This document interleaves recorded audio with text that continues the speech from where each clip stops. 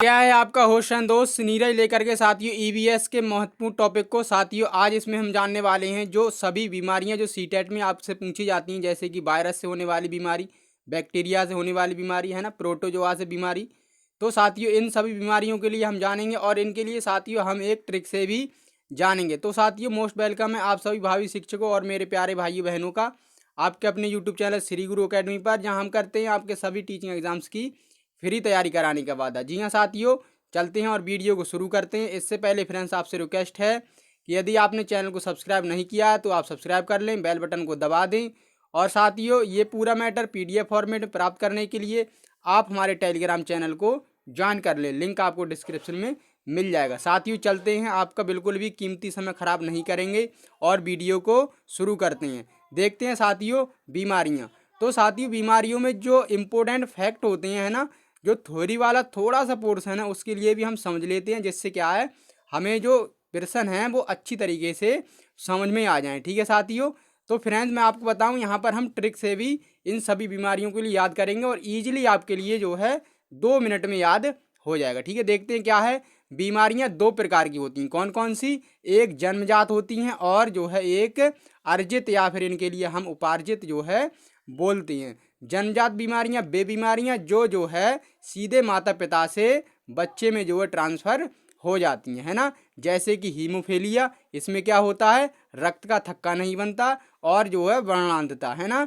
इसके लिए क्या बोलते हैं हम कलर ब्लाइंडनेस। ठीक है, इसमें क्या होता है कि लाल और हरे रंग में भेद व्यक्ति नहीं कर पाता। ये कैसी बीमारियां हैं? ये हैं जन्मजात बीमारियां। ठीक है, दूसरी देखते हैं जो कौन सी हैं, अर्जित बीमारियां। ठीक है, तो अर्जित बीमारियां साथियों वे हो जाएंगी जो हमें वातावरण से प्राप्त होती हैं या फिर जो है किसी भी तत्व की कमी से हो जाती हैं, है ना। जैसे कि विटामिन डी की कमी से, विटामिन बी की कमी से, है ना, इस तरीके से।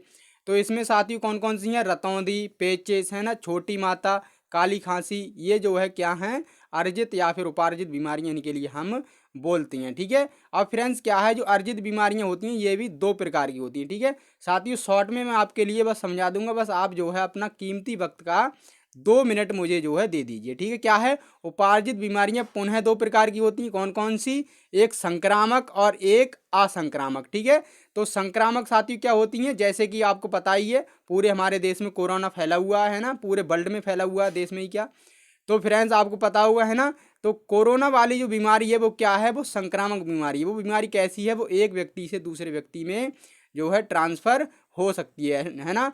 तो ये साथियों कैसी होती है? ये जीवाणु, विषाणु या प्रोटोजोआ या कवक, जिसके लिए हम फंगाई बोलते हैं, से जो है साथियों हो जाती हैं और एक व्यक्ति से दूसरे व्यक्ति में ट्रांसफ़र हो जाती हैं। जैसे कि मलेरिया है, डेंगू है, तपेदिक है और नई बीमारी जो आपकी आई है जिसके लिए हम कोविड-19 के नाम से जानते हैं, वो भी साथियों इसी में आ जाएगी। ठीक है फ्रेंड्स, तो साथियों देख लेते हैं अब जो असंक्रामक बीमारियां वो कौन सी हैं।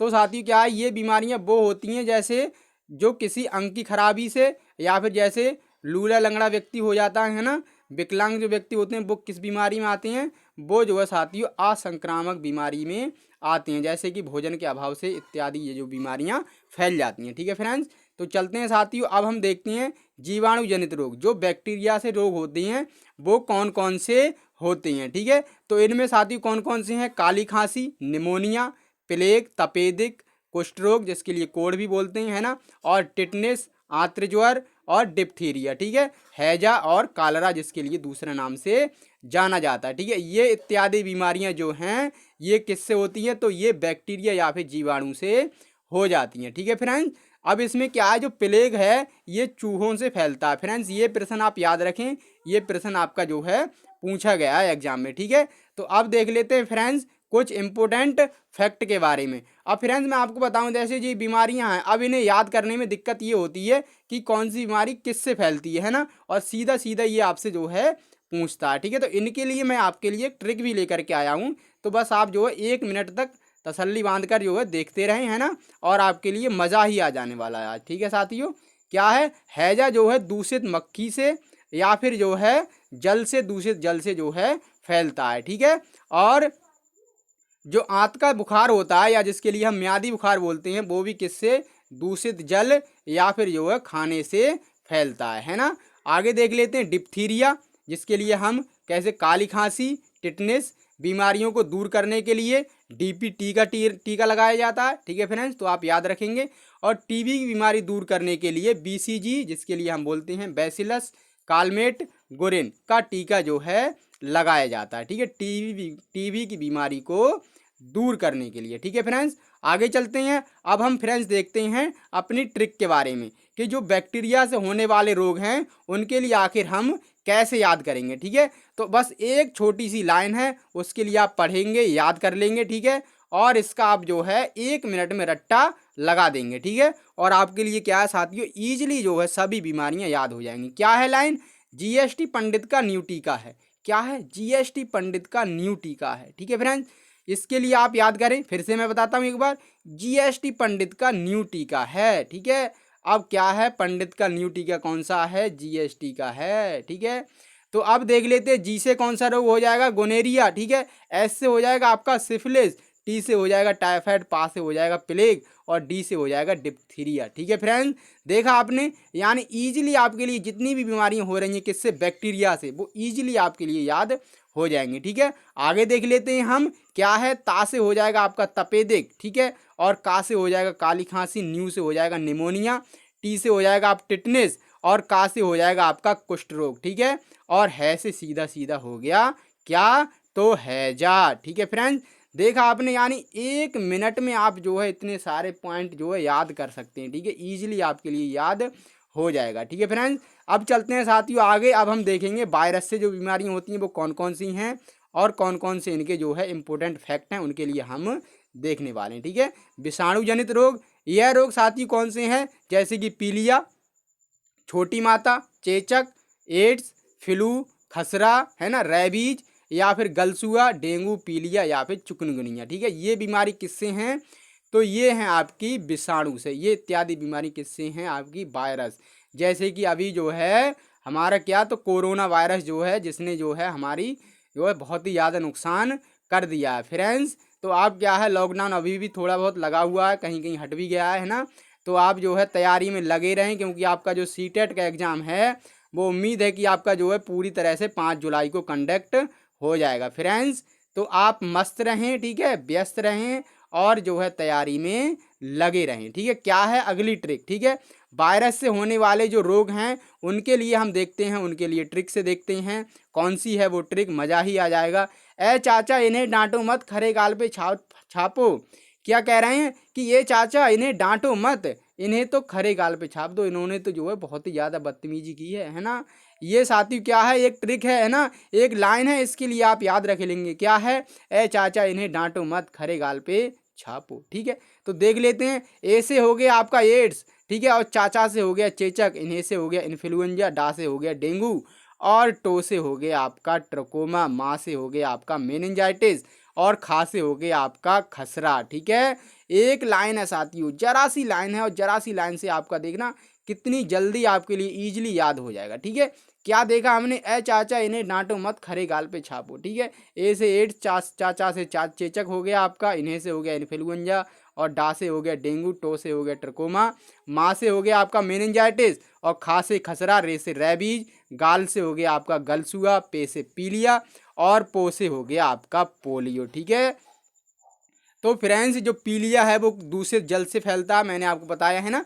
तो ईजिली साथियों आप जो है इसके लिए याद कर लेंगे, है ना। देख लेते हैं फ्रेंड्स अगले टॉपिक को। इसमें जो कुछ इंपॉर्टेंट फैक्ट हैं जो आपसे सीधे सीधे पूछे जाते हैं एग्जाम में, उन्हें भी हम देख लेते हैं। जो एलिसा परीक्षण है वो किससे संबंधित है?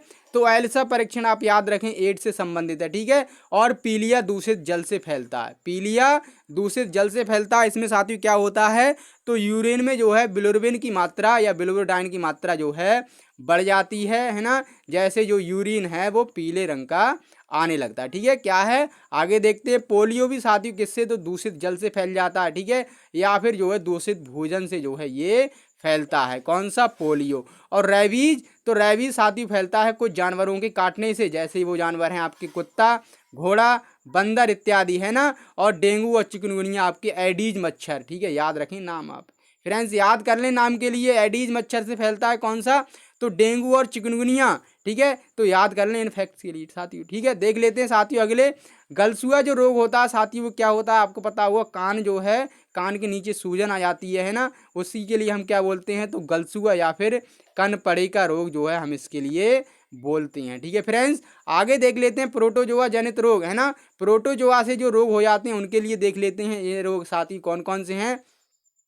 तो साथी प्रोटोजोआ से कुछ कम ही रोग फैलते हैं, जैसे कि पेचिस, जिसके लिए हम डायरिया भी बोलते हैं, और मलेरिया, है ना, या फिर जो है पायरिया। और पायरिया साथियों आपको पता होगा जो किसकी बीमारी है, दांतों की बीमारी है ना। इसमें दांत क्या है साथियों, खराब होने लगते हैं, किसमें, पायरिया में। ठीक है, तो आप याद रखेंगे। अब देख लेते हैं साथियों प्रोटोजोआ से जो होने वाले रोग हैं उनकी हम ट्रिक के लिए। ठीक है, कितनी धांसू ट्रिक है, मजा ही आ जाएगा। देख लीजिए क्या है, पापा काम पे सोता। ठीक है, पापा काम पे सोता, यानी पापा जो है हरामी है ना, पापा हरामी है, काम पे सोता है। ठीक है साथियों, ये क्या है आपके लिए बस याद कराने के लिए। ठीक है, तो इसके लिए आप जो है सीरियसली नहीं लेंगे, है ना, एक बस लाइन है, इजीली आप याद कर लेंगे क्या है, पापा काम पे सोता। ठीक है, पापा से हो गया आपका पायरिया, का से हो गया आपका कालाजार, माँ से हो गया मलेरिया, पे से हो गया पेचिस, और सोता से हो गया निद्रा रोग। ठीक है, देखा आपने, यानी साथी क्या है, एक जरा सी यानी मजा आ जाने वाली लाइन है, क्या है, पापा काम पे सोता है ना।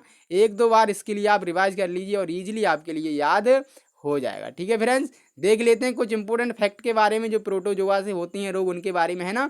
तो पेचिस किससे फैलता है, तो मक्खियों के द्वारा फैलता है। ठीक है फ्रेंड्स, यहाँ से आपसे प्रश्न पूछता है कि कौन सा रोग है जो मक्खियों से फैलता है, या पेचिस किससे फैलता है, मक्खी से, मच्छर से, है ना। तो आप वहाँ पर लगाएंगे किससे, मक्खियों से फैलता है पेचिस। ठीक है, पायरिया दांतों की बीमारी है जो कि मैंने बताया। ठीक है, मलेरिया मादा जो एनोफिलिज मच्छर होता है उससे फैलता है ना, कौन सा, मलेरिया। ठीक है, और क्या है इसका जो है, प्रोटोजोआ प्लाज्मोडियम पाल्सीपेरम है, इसका जो है नाम क्या है, जो एनोफिलिज मच्छर है उसका नाम क्या है, तो प्लाज्मोडियम फाल्सीपेरम। ठीक है, इसमें साथियों क्या होता है, तो कंपकपी के साथ बुखार आता है। ठीक है, और इसकी दवाई यानी मलेरिया की दवाई किससे दी जाती है, तो कुनैन, जो कुनैन किससे होता है, सुनकोना से, है ना, सुनकोना नाम के पेड़ से छाल से बनाई जाती है। वो दवाई आपकी जो है मलेरिया के रोग में दी जाती है, और ये दवाई साथियों क्या होती है,